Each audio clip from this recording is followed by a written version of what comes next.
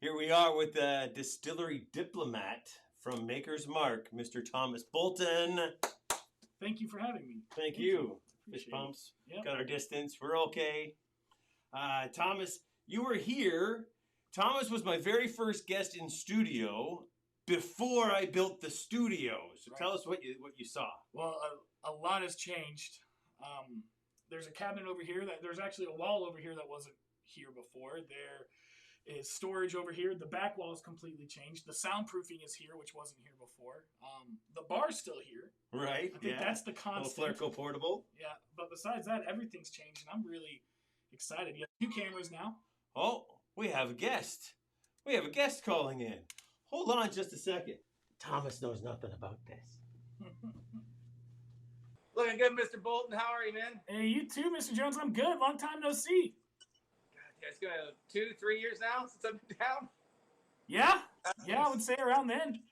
Actually, you know what? Closer to 4. I'm not even counting anymore, but been following along, man. So you're just the entire state. You branching out at all? What's happening? Yeah, with you? I'm the entire state of Kentucky, and then I handle Cincinnati too. But Kentucky takes up the majority of my time. Right. And, you know, I run the private select program, and we do the most barrels in Kentucky. So Hell yeah, man. it's busy. I have Thomas Bolton from Maker's Mark, and underneath that mask, all the way up in southern Ontario, Canada, is my cousin, Matt Jones. 2017 American Whiskey Ambassador of the Year, Icons of Whiskey Magazine. That was a fun one.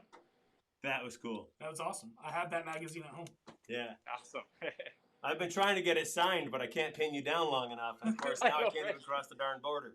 We've been trying that for years. Cool. Hey, guys, while I've got you, I know we've got rapid fire coming up with Thomas Bolton. But post-COVID, I've been asking all the famous people that I get on here, all the famous bartenders and people in the industry, post-COVID, what do you see the industry looking like for bartenders and just bartenders at large? How do you see post-COVID? You want to go first, Matt? Necessity breeding innovation for sure. I mean, something that we've been pivoting towards is that delivery model and boxed experiences at home. And I've been seeing a lot of bartenders, even in Toronto, that have been developing recipes and of course the laws have changed in our particular part of the world, so that's helped that.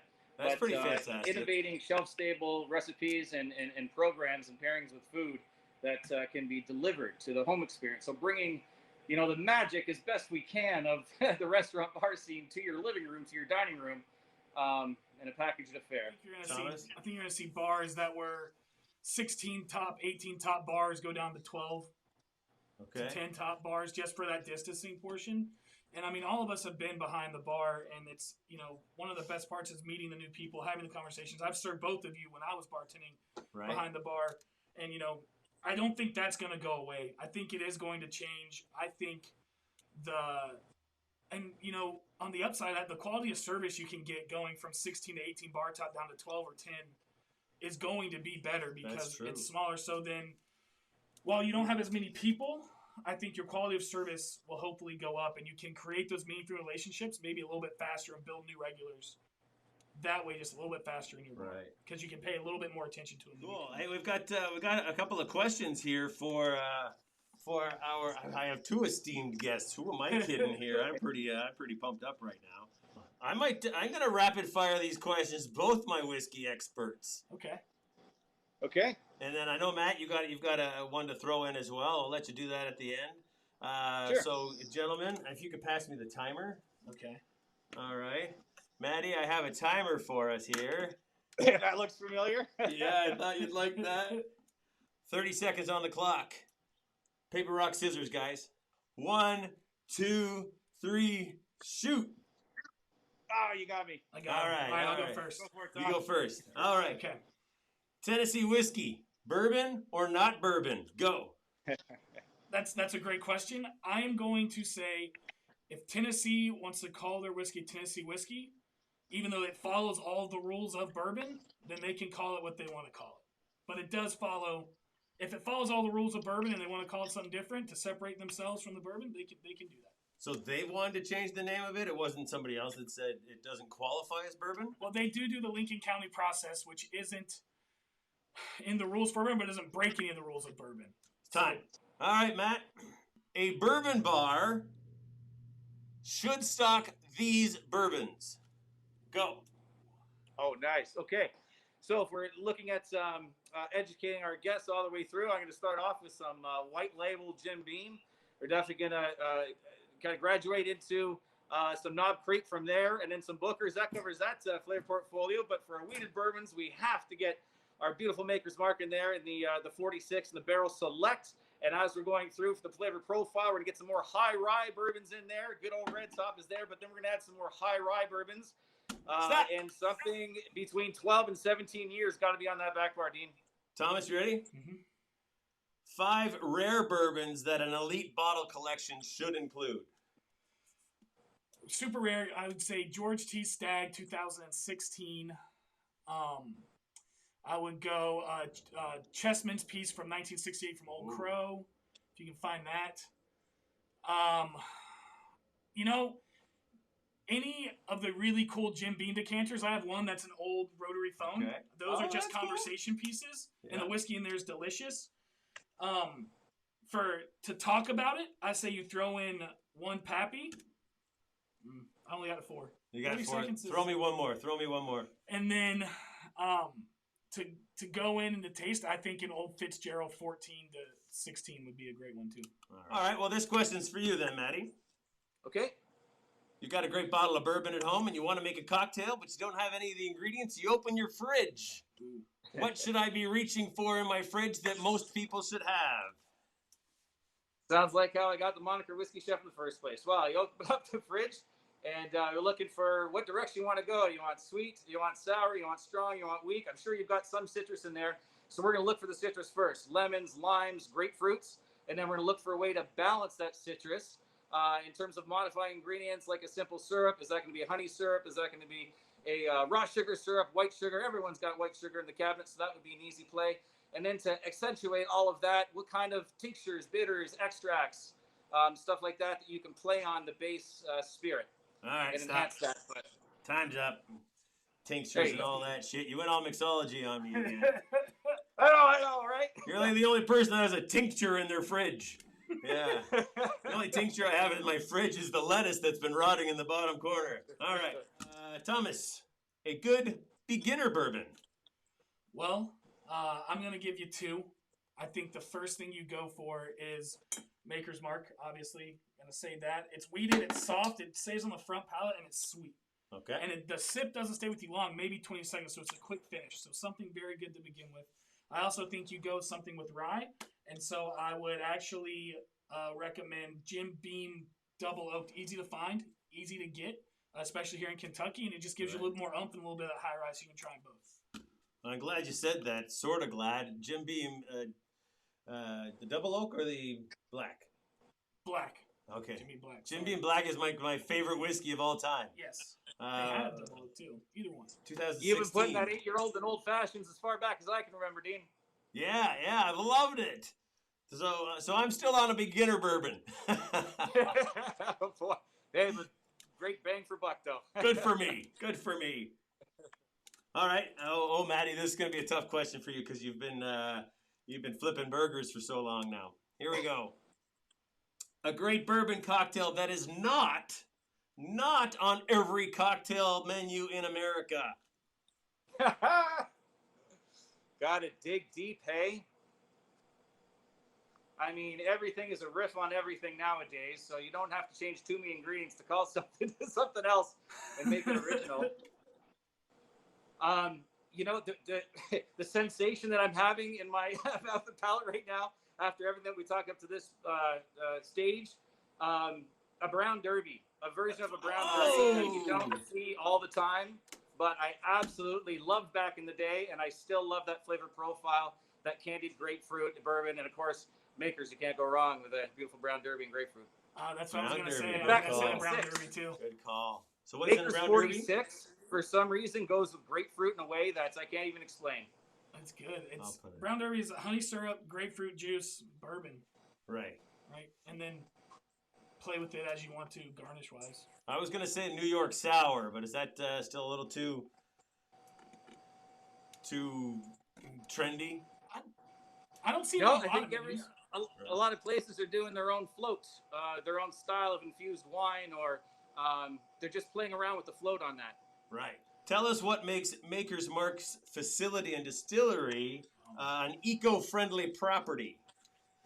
Well, there's a lot going on right now. 30 seconds might not be enough time to get through it. But recently, we have purchased all of the watershed and all the land around our lake that affects our water. And then we've kind of brought it back to what nature had it in the 1953s. We have an environmental champion on site named Jason Nally, and his whole job is to make sure the lands that surround our distillery that we own are doing everything the right way as far as it comes to nature, the animals that live on the land. Wow. That's one step that we're going to. Also, our waste treatment facility spins all our sour mash up into wet cakes, and then we feed the cattle that way. We don't dump it or anything like that. So you feed cattle on the land with the residuals from... Well, a lot of our distillery workers are actually farmers, and they get our sour mash for free, and they feed their cattle with that as well. And then whatever we have left over that we don't, we treat it and turn them into, they're essentially called wet cakes that then go out to other farms all across the nation and feed them that way. And there's a bunch of other things that we could get to as well.